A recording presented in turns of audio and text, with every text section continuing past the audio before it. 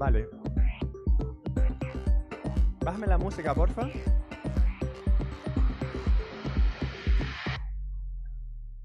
Muy bien. Vamos a pasar con la siguiente sesión. Nada, bueno, vamos a bailar, vamos a dejarnos. Están con la cerveza ya, venga, vamos a echar una rave aquí. Bueno, tengo el honor de presentarles al siguiente invitado. ¿Y por qué lo presento yo? Si no es mi festival, bueno, porque el siguiente invitado es mi padrino. Hace 20 años, en el festival que yo dirijo en Canarias, yo le dije, oye Bill, ¿te apetece venir a Canarias y vienes a dar una charla y quieres hacer tal? Y me dice, I say yes. Y vino a Canarias, vino al festival de Animayo. Y este año también vino, después de muchísimos años, 19 años que ha venido al festival. Y lo que va a hacer ahora, y el lujo que tenemos ahora de tener a una persona como él, posiblemente sea de los últimos mohicanos que hacen dibujo a mano y que veremos toda la película completamente hecha por él. Ahora vamos a tener el lujo de, pues una masterclass de Bill es imprevisible, o sea que no le voy a decir de qué va la masterclass porque va a ser imprevisible, va a dibujar, vamos a tener el lujo de tener aquí dibujos, que después va a también tener momentos con ustedes, que le va a hacer algunos dibujos a ustedes. Yo les recomiendo que aprovechen al máximo este momento, porque es una persona muy entregada, y para poder sacar el máximo partido a esta charla, a esta masterclass, pregunten mucho. Pregunten para poder sacarle todo lo que realmente tiene y la sabiduría que tiene, ¿no? Así que espero que lo disfruten. Así que con todos ustedes un fuerte aplauso. Bill Plympton.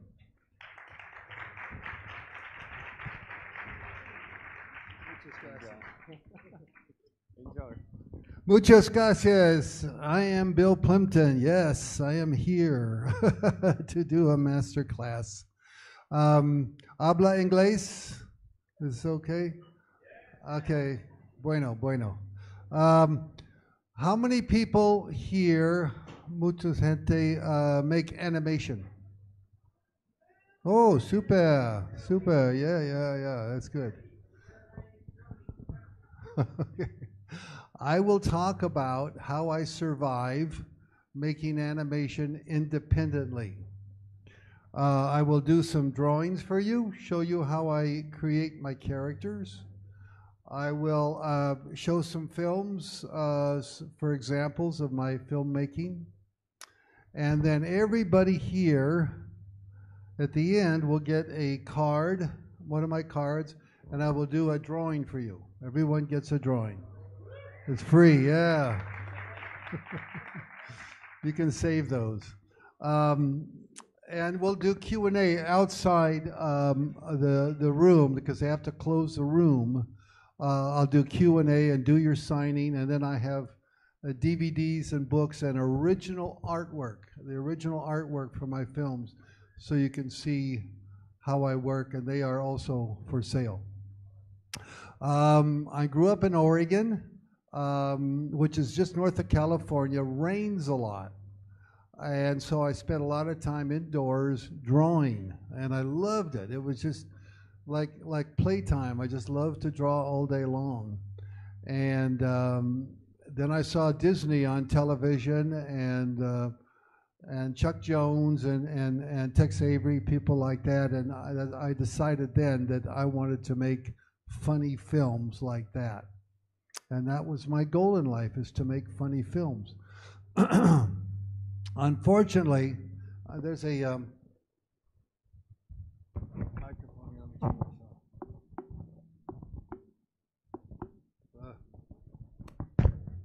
Anyway, unfortunately, when I got out of school, animation was dying. Walt Disney had died, and the Disney studio was bankrupt.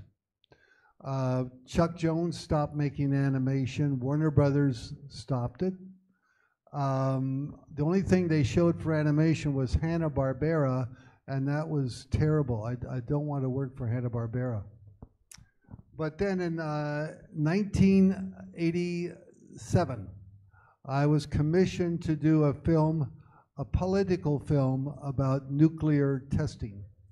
And the film is called Boomtown. And on this film, I learned all the tricks to make a film. And back then, it was very complicated, very expensive. Thank you. Gracias. So this woman, Connie D'Antonio, showed me how to make a film. So I designed a character like this, a triangular head, a big nose, small mouth, tiny eyes, and greased back hair.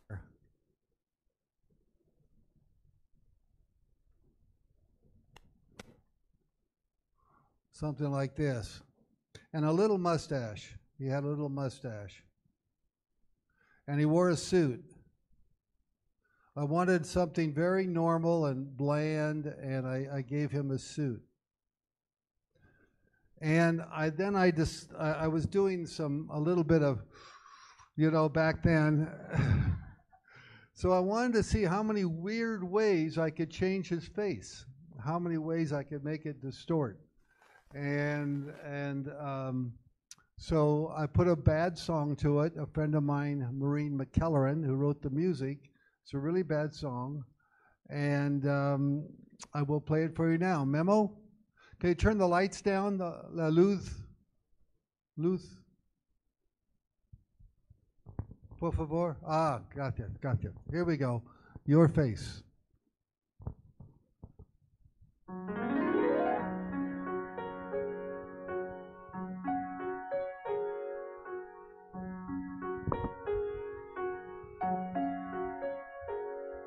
Your face is like a song. Your sweet eyes whisper and I want to sing along. Your features are in tune. Let's sing together and turn every month to June. Your face makes me a happy fellow, no more singing a cappella, no longer lonely,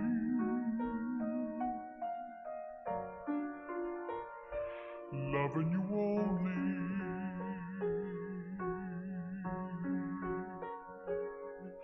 Your lips with mine will rhyme, and when they touch me it's a symphony divine. Your cheek sure is your hair, weave me a melody so rare. Your face hums, makes me a happy fellow, no more singing a cappella, no longer lonely,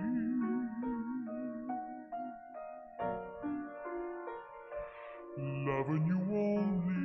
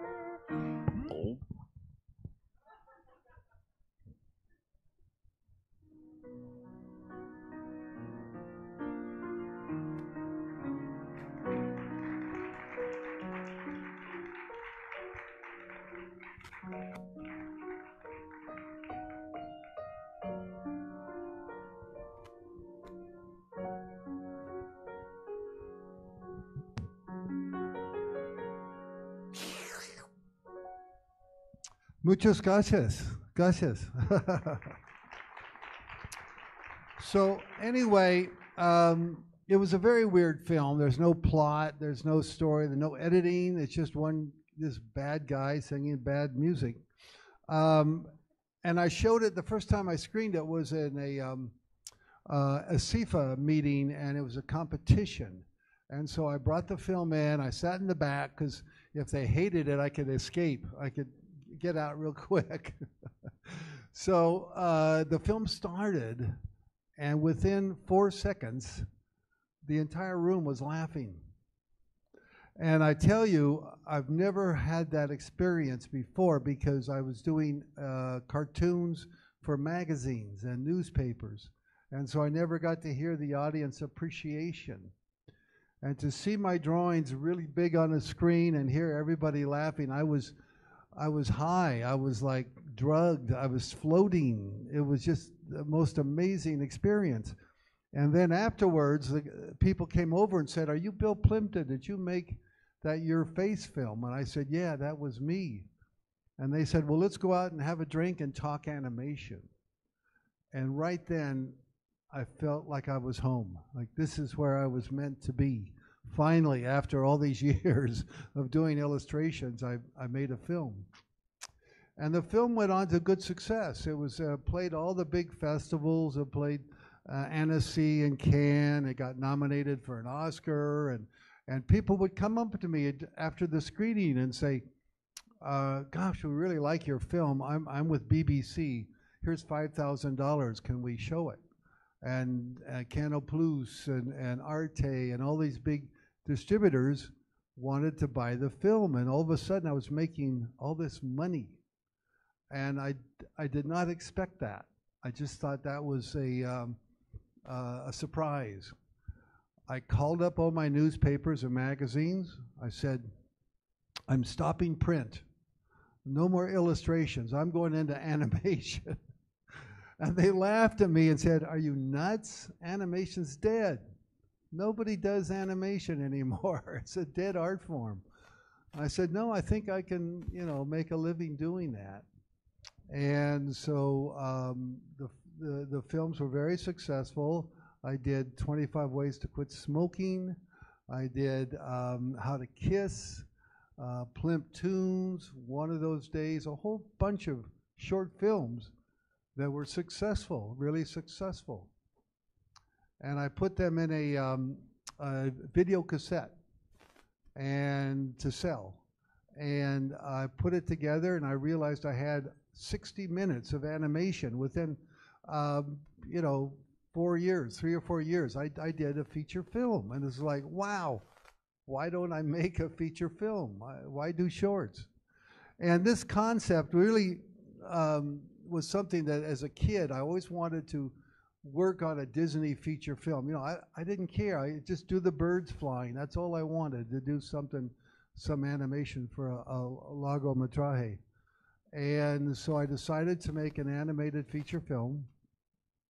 Maureen McKellar, who did the music, I hired her to do all the songs. It was going to be like Yellow Submarine, only with American roots music, like Delta blues and country western and surfing music.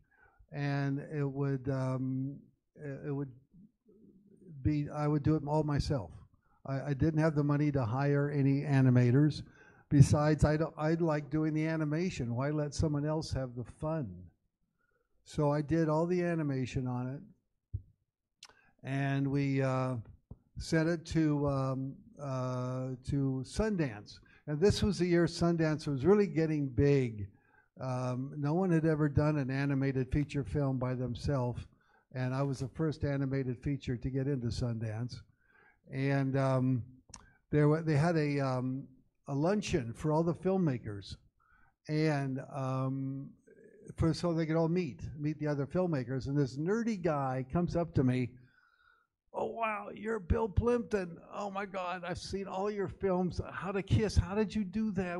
And then your face, that song is amazing. And, man, tell me how you did all this stuff." And the guy was really interested, and I said, "Well, who are you? Do you have a film here?" And he said, "Yeah, it's called Reservoir Dogs. I'm Quentin Tarantino." And I didn't know who he was because his film hadn't showed then. And after it had shown, he was mobbed. You couldn't even get close to him anymore. But we stayed in touch. In fact, a little bit of trivia. If you watch the film called Kill Bill, in the very beginning, when Uma Thurman is getting married, remember the wedding in that little chapel on the road? And who is she marrying but Mr. Plympton? And so I asked him, I said, so where'd you get this name, Mr. Plympton? That's you, dude, you're Mr. Plympton. And you die right in the beginning of the film. So, but we still remain friends. At one point we were talking about doing a project together because he has so many great scripts. But now he's given up filmmaking, so I don't know what's going to happen. But I'm going to digress here and go on to another topic. So when I was in college at Portland State, there was a film festival, and there was this guy here who was doing industrials. Industrials are commercials, but they're really long, like 20 minutes. And they're advertising swimming suits or, you know, cars or something like that. And these commercials that was at the festival were hilarious. They were so funny. And the guy was there, and I went up to him and I said, "Oh, I'm Bill Plympton. I love your industrials. They're hilarious." He said, "Well, I have more up at my house. Why don't you come up and I'll show you them?" And I said, "Yeah, that's great." So I went up to his house and I walked in the door, and there was this 14-year-old kid laying on the floor drawing cartoons. And I said, "Oh, a cartoonist." So I went over and looked at him and said, "Hey, yeah, that's pretty good. You're a pretty good cartoonist." And it turned out that was Matt Groening. And his dad was Homer Groening. That's where I got the name Homer. And so we became friends, and we've been friends for a long time. I'll see him at film festivals and stuff like that. And anyway, we were out on a boat in the Lake d'Annecy in France, and we got drunk on wine, and he said, "You know, Bill, you should do something for The Simpsons." I said, "Yeah, I would love to do something for The Simpsons." So I'm going to do a drawing for you. This is my Homer.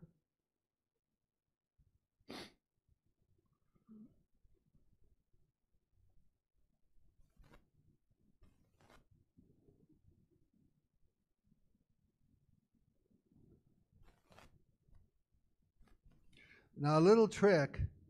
How do you tell if Matt did it? You have an M for Matt Groening, and then a G for Groening, and that's how you tell it's a Matt Groening drawing. I should put a stomach in here, something like that.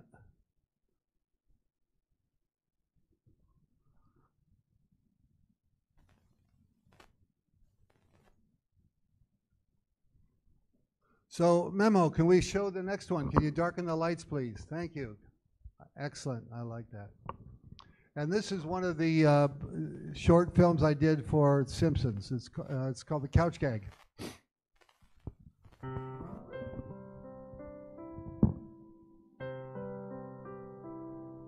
Your face is like a song.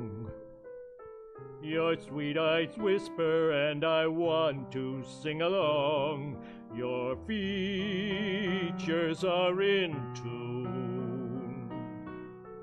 Let's sing together and turn every month to June.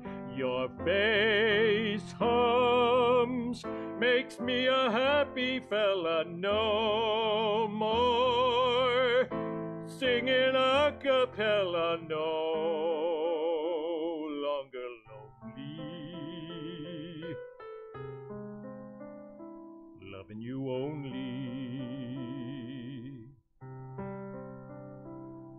Your lips with mine will rhyme, and when they touch me it's a symphony divine.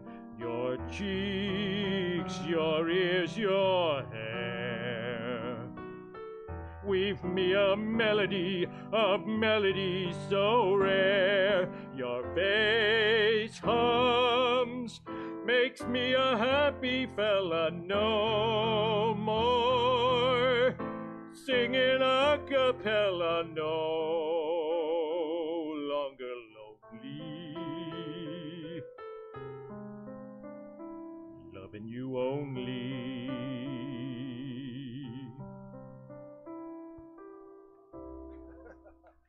Thank you. Thank you.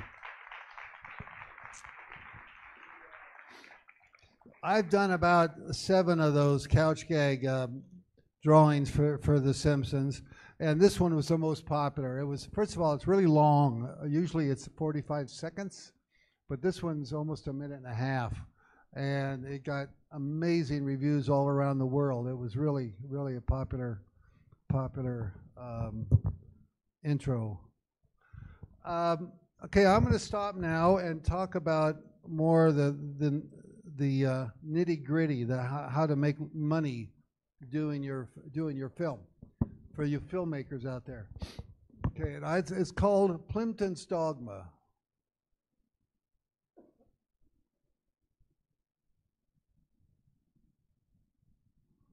These are my 3 rules. Whoops. For being a successful filmmaker, animator, or even filmmaker. It's okay. Rule number 1, make your film short. Please do not make a 20-minute film. Don't make a 25-minute film. No one's going to buy it. No one's going to want to look at it. If it's 3 minutes, everybody's going to look at it. But 25 minutes, no one has the time or the patience. If it's a bad film, then you're stuck for 20 minutes. So make your film short. Besides, it's cheaper that way. You don't have to spend so much money or time. And you want to save your money. In fact, that's number 2, is make your film cheap. And the way I do it is I do as many of the jobs as I can. I'm the writer, the producer, the character designer. I design the backgrounds. I design the animation and the coloring, and I control the editing, and I direct the music. So if I can do all those jobs, I end up paying very little money out of my pocket. So that way you can keep your film cheap. And I must admit that using really nice computer animation like Maya is very expensive, and I just don't have that kind of money. And number 3, make your film funny. I don't know why that is, because there's some great animation that's not funny, but it's really hard to sell. People, when they see a cartoon, they want to laugh.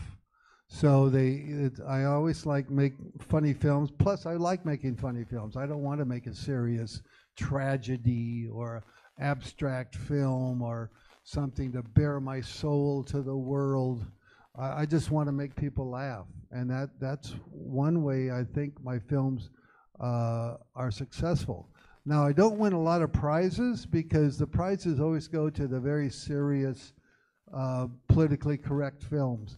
But my films are really popular with the audience, and then they get bought by the distributors because they are funny, and that's what they want. I'm going to give you an example. There's a film that I like to use as the perfect animated film, and you've probably seen it. It starts out with a cute little deer.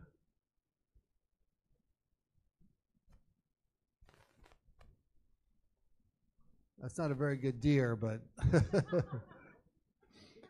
you get the point. You just pretend that's a deer.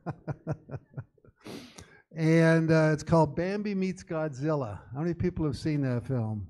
A few, yeah.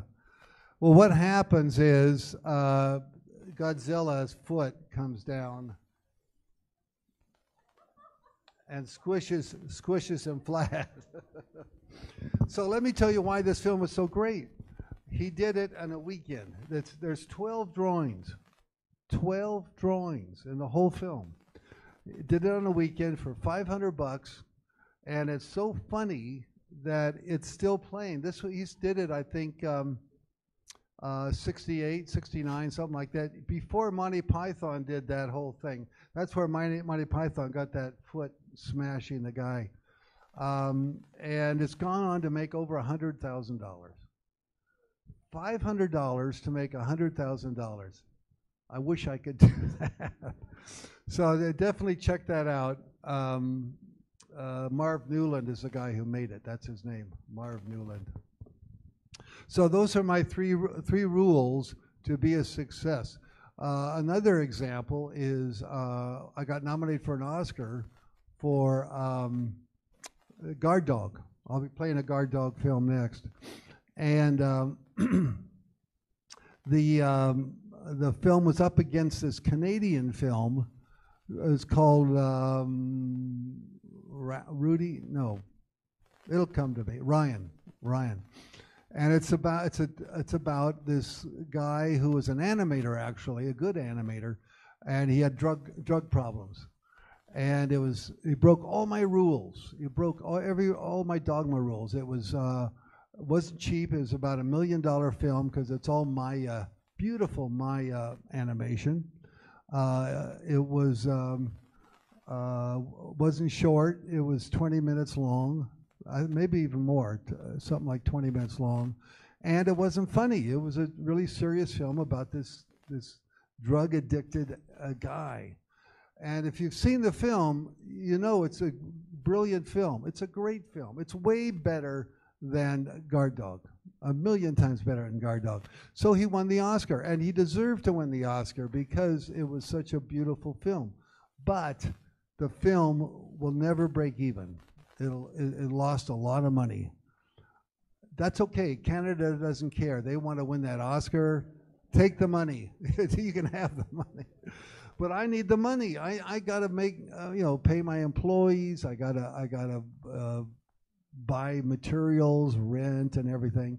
So I need to make money. So Guard Dog was a big money maker for me because I think the total budget was $5,000. So it wasn't a lot of money, and I was able to make that back fairly quickly. So that's why I recommend Plympton's Dogma. I tell people that if you're going to be a cartoonist or an animator, carry around a little notebook. This is my notebook. It's all filled with ideas for my upcoming films, and write them down. And the reason I brought that up is because I was walking in my park right near where I live. I live in New York now, don't live in Oregon, and running around the park for exercise, and I saw this dog barking at a bird, a little cute bird. And I'm going to draw the dog now. Although this isn't the dog that I saw. I changed it a little bit because I like the design. But it's kind of like a roly-poly beach ball. Something like that. And this is the drawing I'll be doing. Everybody gets one of these drawings.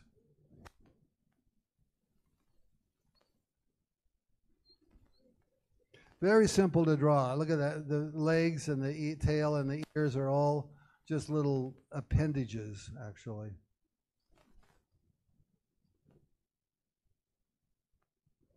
And I always draw him in midair because he's bouncing, doing, doing, doing like that. And that's it. I mean, how long would it take me to do that? 20 seconds, maybe, something like that. If you're an animator, you have to do a lot of drawings, so I get pretty fast at the drawings. And I can probably draw him blindfolded now. He's really easy to draw. So anyway, I saw this dog barking at a little bird, and I wonder, why is a dog afraid of a harmless, cute little bird? And so I went inside the dog's brain to figure it out, and realized that the dog was afraid, was paranoid, that this bird would attack his master and he would lose his companion. He would lose his buddy. And so I thought, oh, that's kind of a weird idea. I like it. It's funny. So I ran home real quick and started doing drawings of the dog and gags that I could use for the film. And I think I came up with about 15 funny concepts, you know, whether it's a dandelion strangling him or a chipmunk trying to hang him or whatever. And again, just like your face, I showed it for the first time in Baltimore, Maryland, and the audience went nuts. And I did not expect it. I just thought it was just another Plympton film. But the audience went crazy, and afterwards they all came to talk to me. They all wanted to talk to me about the dog, and they wanted T-shirts and towels and blankets and cups and mugs of the dog. So I figured the dog is good. He's a good character. So I've done, I think, 7 guard dog shorts. I'm going to show you one now. This is not the original one. The original one you can see online, but this is Hot Dog.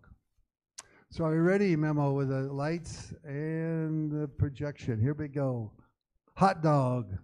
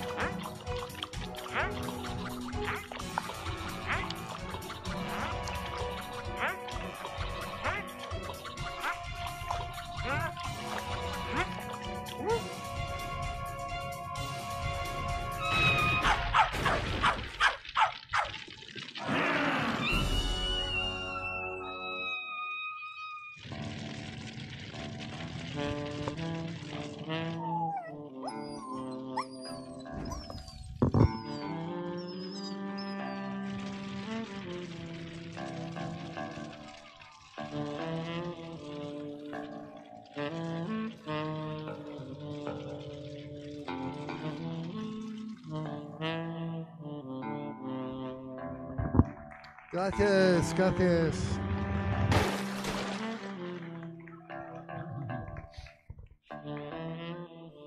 If you've seen my other dog films, you know that at the end he always loses. He either kills his best friend or something tragic happens, but he still keeps pushing. He still keeps wanting love and wanting affection, and that's what I think that's why people like the dog.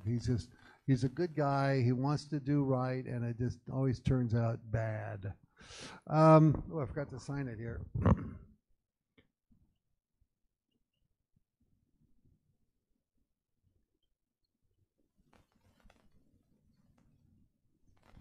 So anyway, I've done a lot of films. Up to this moment, I've done 9 animated features. And Slide, the one we're going to show tomorrow night, is my 9th. And about 100 short films.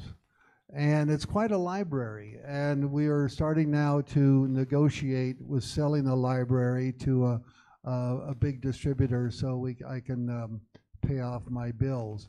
And so it's up and down life being an independent. I spent too much money on Slide, and I'm trying to pay off the bills. But everybody asks me, so how do you make a sale? How do you sell your films? Well, I go to the festivals, the big ones if I can, Cannes and Annecy and Sundance and places like that. And that's where the distributors are, and that's where they look at it. I remember one story. I did a film called I Married a Strange Person. This is about year 2000, I think, something like that.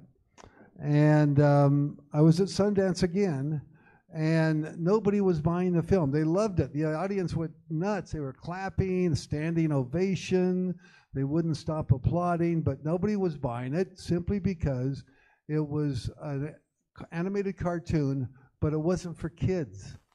It was for adults. It had adult idea. Well, you can see, that's what I do. I want to make films that I enjoy to watch and my friends enjoy watching. So I was really feeling depressed, and then Sundance has this bus that goes around the city to different cinemas. So all the people who want to see the film can go get a bus to go see their film. And so I was on the bus, and it also stops by the ski lifts for people to get on the ski and go up the mountain. And so I was on the bus, and this guy came in. He was head of Lionsgate Films. I forget his name now, but he's a nice guy. I met him a couple times. He knows who I am. And I said, oh, God, I got to get him to see my film. So I kind of wandered up to him and said, do you remember me? I'm Bill Plympton, the animator. Oh, Bill, how you doing? Good to see you. And I said, I got this new film. It's called I Married a Strange Person. I have a DVD for you. I hope you actually know it. This was a video cassette time, so I don't think I had a DVD. And he said, Bill, I got a stack of films this high to watch. I just don't have time to see your film. I'm just too busy. And I was really, oh, this is the worst, and I kind of started walking away, and all of a sudden, the doors to the bus opened up, and this 20-year-old snowboarder got on the bus, and he had his knit cap on, and snow was dripping down over his face, and his board had a big sheet of snow on it, of ice and snow, and it was dripping on my shoes and my distributor's shoes, and it's kind of a well, just a crazy skier. And he comes in, he says, "Dude, you're Bill Plympton. I saw your film, I Married a Strange Person. That film rocked. You're the best, man. You're the greatest." And he jumps off the bus and goes down the hill. And I was, what was that? And the guy too, same thing. He said, "Well, I guess I better look at your film." And he looked at it. He loved it. He bought it. He paid a lot of money for it. And I even got royalty checks, which in Hollywood is impossible. You never get a royalty check. So that's the life of being an independent animator. That's what you have to go through to sell your film every year or every month or whatever it is. But I've been able to survive because all the money I make from my previous films goes into my next film, my future film. And that's how I'm able to finance my films. Sometimes I do crowdsourcing, crowdfunding.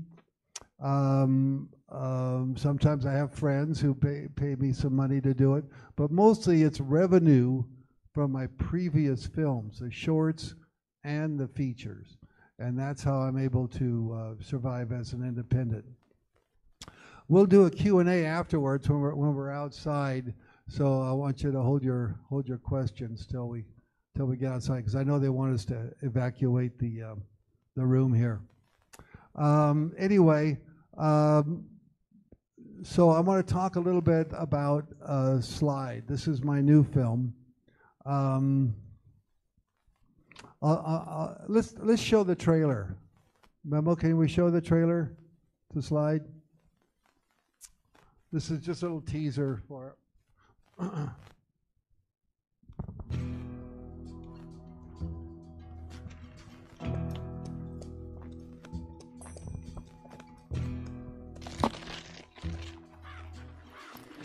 Monte Carlo del Norte? What's that? That, my brother, is the sound of opportunity knocking.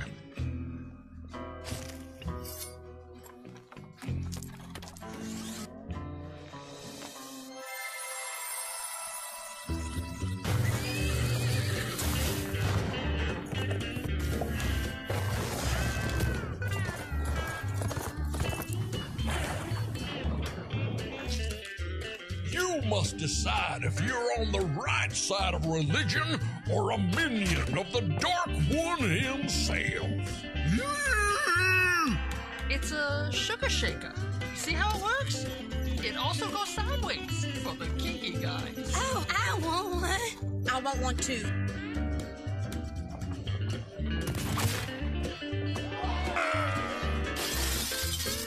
Darn it, champ, it is not easy finding good musicians. Give me the damn key. You're supposed to be entertaining these fine gentlemen. Get your keister back in that bar. I'm giving you a chance to pack up your guitar picks and leave this town for good.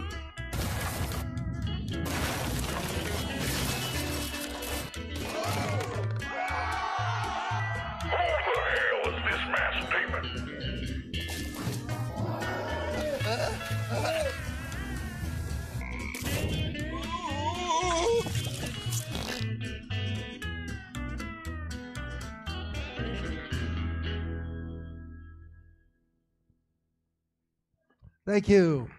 Gracias. Muchas gracias. Yeah, the film is doing very well on the festival circuit. It's won 13 prizes so far, and we're getting a lot of interest from distributors. We haven't made a deal yet, but in France it's coming out in March, I believe, so we have a foreign distributor, but we're always looking for distributors. If you know anybody in Mexico who wants to handle a crazy film, crazy cowboy film, let me know. The film was inspired by my youth in Oregon because I grew up loving cowboys. I had the cowboy hat and the guns and everything. And my dad, who's a banker, played country music all the time. Hank Williams and Patsy Cline, that old cowboy music.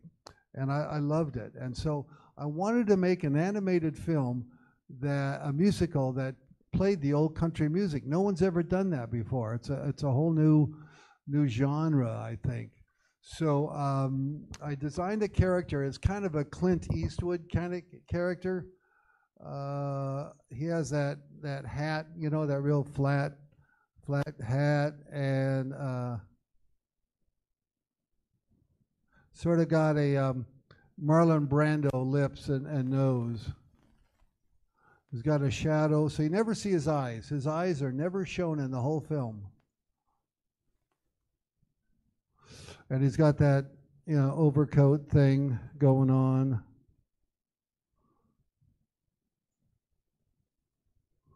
Now, when you're doing your character design, be sure and make them simple. Try and keep the lines very simple, not a lot of ornamentation. And he plays a slide guitar. He uses the guitar, the music of the guitar, to defeat this corrupt village. It's a lumberjack village. They chop down trees for housing and things like that. And so he comes into this corrupt town. Let's see if I can draw him playing his guitar.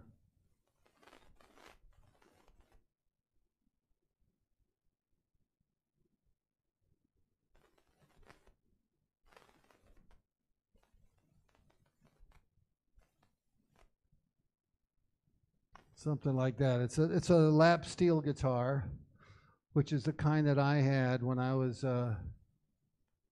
playing music. I used to play music, but I don't have the time anymore. Animation is so time consuming, doing every drawing. You know, like Slide has about 30,000 drawings, so I don't really have time to play guitar anymore, unfortunately. But actually, I wasn't that good, so it's maybe fortunate.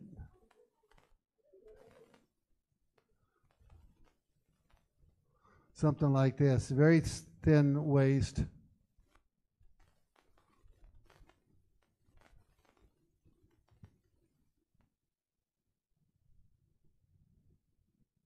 And I have some drawings from this film out there too. And as you can see, it's a little different look than my usual films. This one was a ballpoint pen. I did a ballpoint pen of the drawing. Then I came in with colored pencil and shaded it with kind of a brown, kind of a tone, brownish tone color. And then I went again over it with ballpoint pen to blacken all the blacks and everything. And then I smeared it in. I smooshed it in so all the colors blended. Now, I don't profess to make really great art films like a Disney or DreamWorks or something like that. I want the film to look like it was handmade. I want the drawings to have mistakes. I find that the mistakes make it more interesting to look at. And I don't think people are going to not watch the film simply because it has a few lines that go over the line.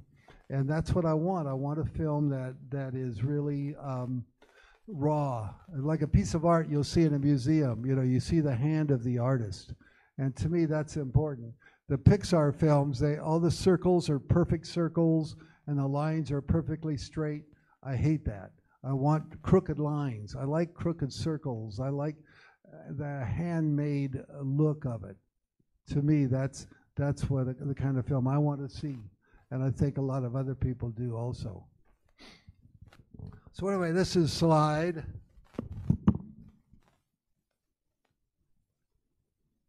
Should be something like that.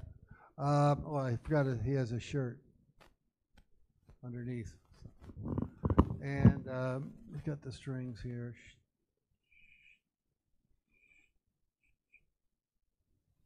Yeah, I can't stop drawing these things. Okay, I'm going to tell you a story, and this is something that was really important part of my life, a big change in my life. I think doing the film Your Face and the first screening was really important part of my life, but this one was also very important. When I was a kid, I forgot to sign it.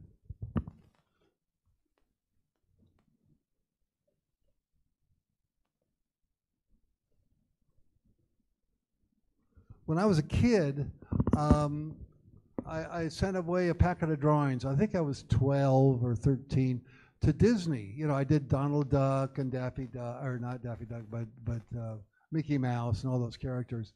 And I was hoping they would offer me a job because my drawings are so good. And I got a nice letter back saying, you know, your work shows promise, but you know, you're too young. Come back in 20 years, kind of thing. And so I kind of forgot about that. And then when I got nominated for an Oscar with Your Face, Disney contacted me, and they sent out a lawyer with a big briefcase, nice suit and tie. He sits down at my table with me, and he looks me in the eye and he says, Walt Disney Studios wants to offer you $1 million to come work for you. Whoa. I did not expect that. And I was befuddled. What the heck? You know, what's going on? And because Your Face had a lot of transitions, they wanted me to draw Aladdin or the genie in Aladdin.